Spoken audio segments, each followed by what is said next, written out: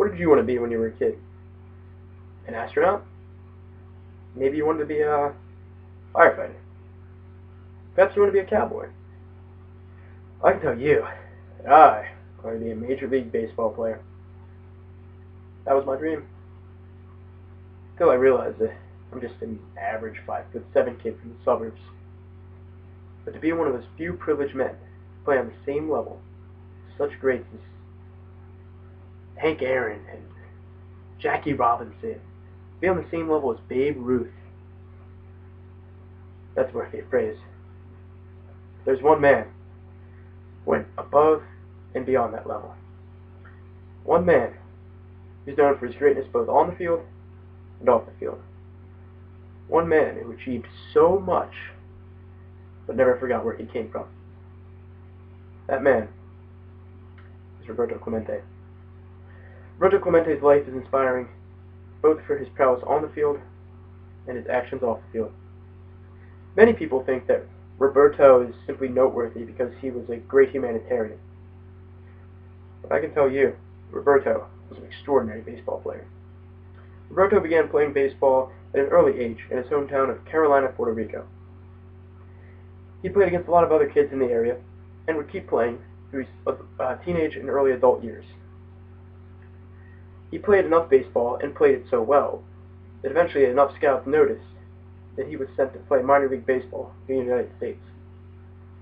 Roberto finally made it to the big show, Major League Baseball, in 1955, playing for the Pittsburgh Pirates. From there, his career took off. Roberto won 2 World Series with the Pirates, one of which he was MVP.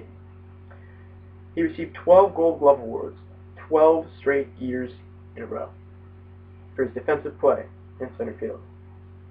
Roberto played in 15 All-Star games during his career, and he was awarded the NL MVP in 1966.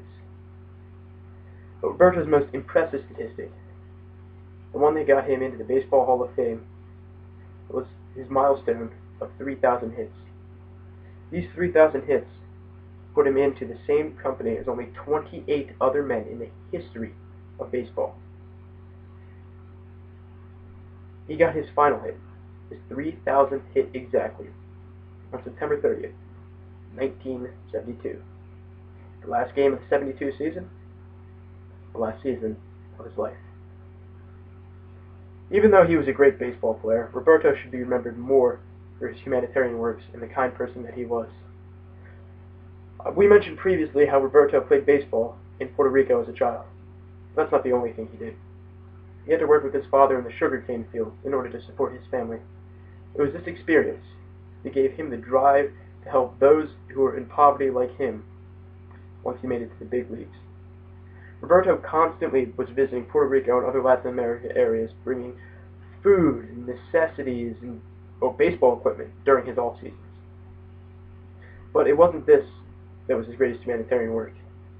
It was his selfless determination in the face of an earthquake in Nicaragua. Roberto wasn't present at the time the earthquake happened, but the earthquake had destroyed many homes in the Nicaraguan area. So Roberto began sending supplies and necessities immediately via plane into the country.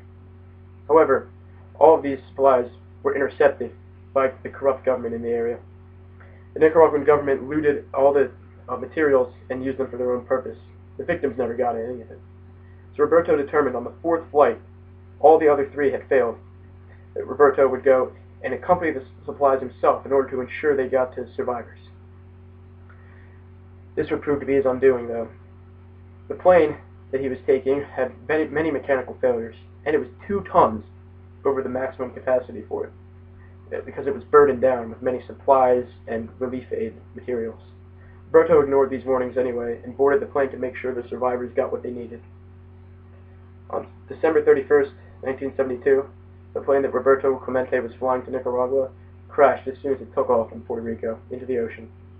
Roberto's body was never found, but he was presumed dead after the body of the pilot was found dead in the ocean. It was Roberto's self-sacrifice and charity that ultimately proved to be his undoing. Roberto has been praised by many, not just by this speech, He was posthumously awarded the Congressional Gold Medal after his death. He was given, baseball gives a Roberto Clemente Award to those players which most closely follow Roberto's example of humanitarian efforts. And finally, Roberto was put in the Baseball Hall of Fame 1 year after his death, with 92% of the vote. Roberto didn't just get to live the dream that millions of kids across America, including me, want to have. He was part of its history. As former baseball great Jackie Robinson once said, "A life is nothing but the effect it has on other lives." If Roberto Clemente's life is judged this way, then he is a hero. No, he's a legend. And as we all know, heroes are remembered, but legends never die.